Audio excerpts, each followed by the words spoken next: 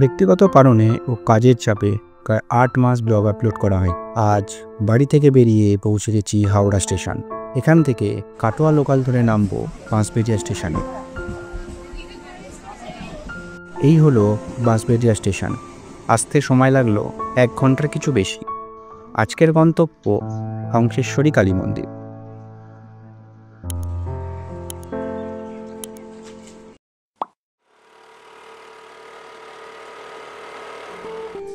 তো আবারও বাড়ি থেকে বেরিয়ে আজকে এখন নেমেছি বাঁশবেড়িয়ায়, আর এখান থেকে যাব হংসেশ্বরী মন্দিরে। এখন ট্রেন থেকে নামলাম, এখন 11টা বাজে। সকাল 10টার কাটোয়া লোকাল ধরে এসেছি, আর এরপর এখান থেকে কিভাবে যেতে হয় সেটা দেখতে হবে, তারপর জানাচ্ছি।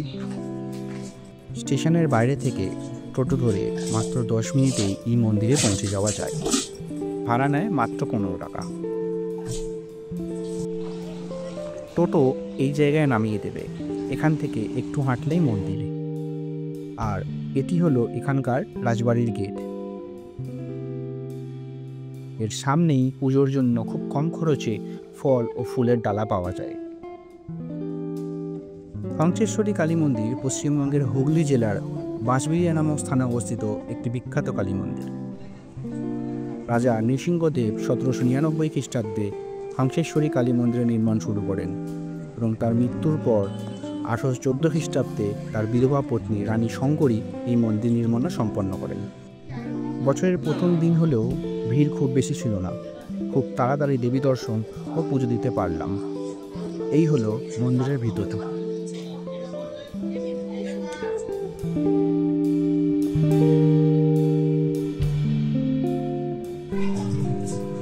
পুজো দেওয়া হয়ে গেছে, আমরা এসেছিলাম এখন, আর ভোগের টিকিট কেটে বসে আছি ভোগ খাবো বলে।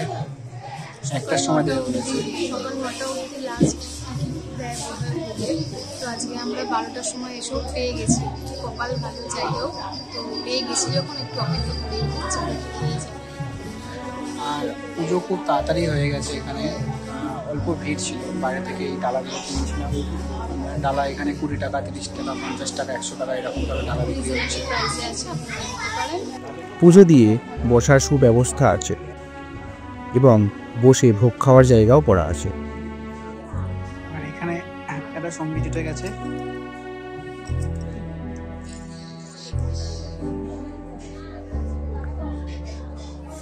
সকাল 10টা থেকে ভোগের কুপন দেওয়া হয় এবং মাথা পিছু 50 টাকার বিনিময়। সত্যি অপূর্ব খেতে ছিল এই ভোগ।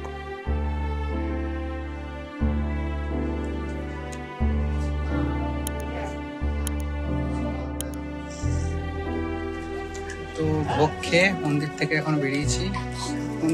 এই 1:15, 1:30 এরকম বাজে পেছনে মন্দির।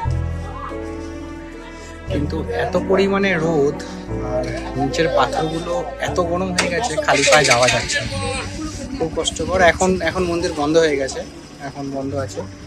এই 4টের পর আবার খুলবে মন্দির। এখানে একটু সেট পেয়েছি, দাঁড়িয়েছি এই গরমে। পরিবেশ খুব ভালো, সবাই খুব ভালো। এখানে পান্ডার কোনো ব্যাপার নেই। ওই যে 100 টাকা দিন, 200 টাকা দিন, 500 টাকা দিন, এরকম দর হাঁকাকে ব্যাপার নেই। নিজের মতো এসে শান্তিতে পুজো দিয়ে প্রার্থনা জানিয়ে পুজো দিতে পারবেন। আমার তো খুব ভালো লেগেছে। চারিদিকের অ্যাটমসফিয়ারটা খুব সুন্দর।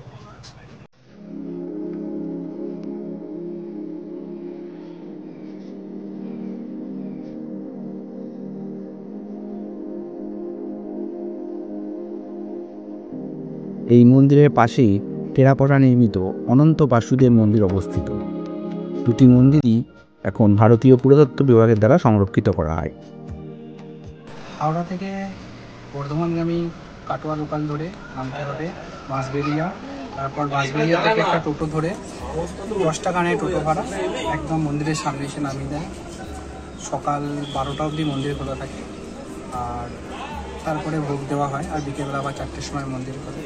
তো একবার আসা উচিত অবশ্যই। আর সত্যি আশেপাশে অ্যাটমসফিয়ারটা এতটাই সুন্দর। মন্দির আছে, রাজবাড়ি আছে, টেরাকোটার একটা মন্দির আছে, একবার অবশ্যই আসুন।